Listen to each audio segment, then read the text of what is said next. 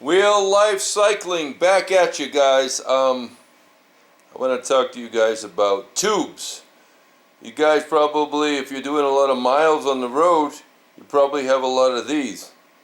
And, you know, I don't like spending $5, $6 on a tube and throwing them away. So I'm going to show you guys what I do with my tubes and how I repair them, okay? So right now I got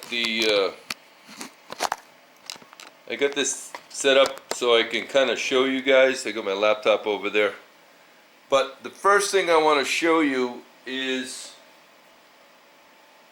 finding your hole, okay? You want to find the hole. Now you can do that by putting air, okay? Putting air into the tube and pumping on your pump and inflating it and seeing where the tube, where the hole is. So I found a hole already, and this happened to be caused by a little goat head spike. And I'm going to show you guys what I do, what I like to do as far as repairs on tubes. Okay, here's the tube. I found the hole, and it's right here on the seam. So the first thing I do is I got a Dremel with a little grinding stone on it, okay? And what I'm going to do is I'm going to knock that bead down by just rubbing it on it ever so slightly where the two tubes are molded together, okay? So I get rid of that. Okay, it's gone already.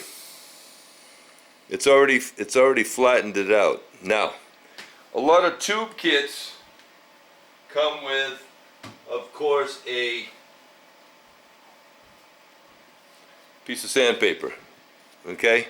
Piece of sandpaper, and you put it on your tube, and it's always good to use the sandpaper and score or rough up or score a little.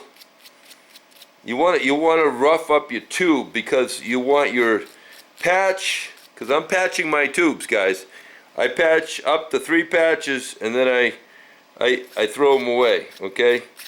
So now I know where the hole is. I can actually see the hole. It's right here on the seam. It's right here on the seam, guys. I don't know if you can see that. I'm going to open it up. Let's see if you guys can see that. Ever so slightly a hole in the seam. Okay. So I got it all roughed up. So I'm going to show you what I do next, okay? I purchased, I don't know how big these are. I think these are like 16 mil or something. Made in Germany. They're Rima tip top.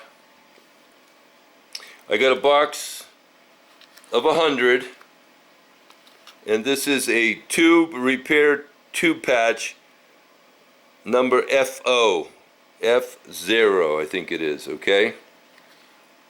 These are 100 pieces, and I think, well, anyways, they're just enough to cover a hole, and that's all you need. You just need, you know, a small patch, okay, to cover up a hole. Real simple. Okay, next step, glue. You can buy glue from Home Depot or other places. I got a brand new rubber cement right here for all rubber repairs, okay? Haven't even opened it up yet. It's called Hyper Tough rubber cement. And I also have from from another tube kit, slime. Slime sells them. So at this point, I want to find my hole, and that I roughed up. And at this point, I'm going to put the glue in a circle all around, and you can go a little bit more, it won't hurt. And you want to make sure that you can see pretty much the glue is smeared all over, okay? Now, at this point, you want to let it dry. Okay. Now, if you think it's uneven, you can get like a piece of cardboard or whatever, okay, and you could take your glue, for example, and you could smooth it out to make sure it's smooth. Okay. Okay, now it's all set to go. I got my glue drying. The next thing I'm going to do is I'm going to separate the patch. So this comes on a foil, and you want to separate the now this is where it's important not to touch it, okay? You see how it is, guys? It's on the cellophane. You take it off of the aluminum, okay? Now you got that part. This orange part is going to go against the tube. So it's pretty much dry right now. And I'm going to put it right here. And I will then take my patch and put it right over the hole. Okay? Like so. And I press pressure down on this whole thing, okay, for a couple of minutes. You'll hold pressure on it. Now you could, at this point, you could put it under a leg of a table or anything, or you can put a block on it. Whatever you want to do at this point to hold pressure on, you can get a clamp. You can get one of those squeeze clamps, and you just squeeze it right on that and clamp it for, you know, for a little while. You want it to dry, okay? And once that's all set up, then of course you want to take the cellophane off. Now, because it's rubber glue and you roughed up the tube, the glue is actually sticking within the roughed up spots. You can't see it under the microscope. You'd see little grooves, and that rubber is kind of like set in between this and this patch, and it's adhering. Now I'm going to rip it ever so slightly, the cellophane off. I mean, you can wait. It's better just to wait for it to dry, but at this point I want to show you guys what I'm sure it'll separate. I have to be careful. I don't want to pull up the orange part, because the orange part's creating a seal.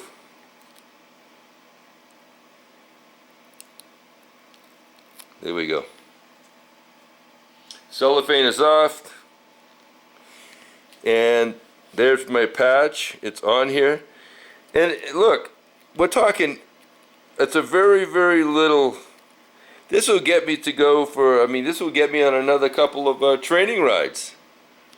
Now, I stretch it a little bit, and I work it, and I squeeze it, and that sucker is, as you can see, it's sealed down pretty damn good. So at this point, I thought it was because I hit a rock. See, now this is the other day I had to order new patches, but I have a patch here. You see that? That's a large patch. I didn't need this large patch, so I finally bought a box of them. It's kind of expensive. I paid $21 with shipping and tax. 20 bucks for 100 of these Rima, I don't know, 16 mm. Let me get my verniers over here, and I'll tell you roughly what this is. Okay, I'm going to put it on millimeters. So there's my gauge right here, and it looks like 21s. Okay, 19, maybe, yeah, about 16. I think 16 mm. Yeah, that's what they are. I was right. 16 mm patches. You don't want anything bigger than that because we're just talking a little puncture. We're talking like, you know, pinhole. That's all that was. It was a pinhole.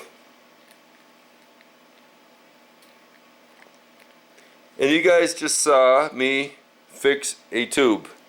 Now, I'm going to let this dry. It'll actually take, you know, air right now. So what I'm going to do is I'm going to inflate it. And once and then I'm going to fill up a tub of water. I'll inflate it and I'll start at the valve stem. And I'll stick it in the water, whatever thickness of the pan is. And I just make sure no air bubbles are coming up. And I'll do that around the whole tube, and that tube is good to go. So there you have it, guys.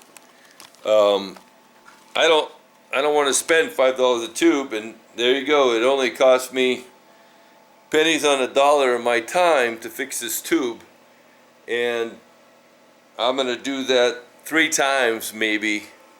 That's all I do is 3 times. And after the third, I discard it. Okay, and I got a couple tubes here that also 2 more, and these are just about ready to go. I had large patches only for here, and I had to cut them, and I fit them on here. But hey, you know, if it works, it works. That's all I got to say. If it works, and I get a couple of training rides out of it, I'm happy. That's how you fix a tube. That's how you save yourself some money. And if you don't want to do it, you just go out and buy a new tube and throw the other tubes away every time you get a flat. But I just can't see it. So I have about 6 tubes that I'm going through right now. Every time I go out for a ride, we'll talk about that in a second too. Every time I go out for a ride, I put 2 tubes and 2 CO2 canisters in my pouch.